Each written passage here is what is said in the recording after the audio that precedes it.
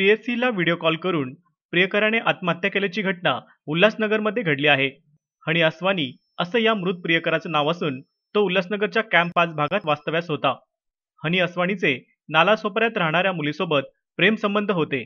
7 वर्षांच्या प्रेमसंबंधानंतर त्यांचं ब्रेकअप झालं. पण हनीला तिच्यासोबत लग्न करायचं असल्याने त्याने तिला तशी मागणी घातली होती. मात्र प्रेयसीने दुसऱ्या तरुणासोबत लग्नाची तयारी केली होती. 21 मे रोजी हनी आणि तरुणीची मुंबईतील एका हॉटेलमध्ये शेवटची भेट झाली होती. यावेळी लग्नाच्या मुद्द्यावरून दोघांमध्ये वादही झाले. यानंतर चिडून घरी आलेल्या हनीने प्रेयसीला व्हॉट्सअपवर व्हिडिओ कॉल करून आत्महत्येची धमकी दिली. त्यावर तिने आत्महत्या करून दाखव असं आव्हान दिल्याने हनीने व्हिडिओ कॉल दरम्यानच आत्महत्या केली.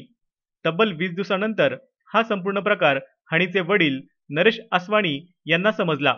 त्यानंतर त्यांनी हिल लाईन पोलीस स्टेशनमध्ये 18 जून रोजी हनीच्या प्रेयसीविरोधात आत्महत्येस प्रवृत्त केल्याचा गुन्हा नोंदवला आहे. तर व्हॉट्सअप कॉलचा व्हिडिओ मिळतो का याच्या प्रयत्नात पोलीस आहेत. PCMC news report.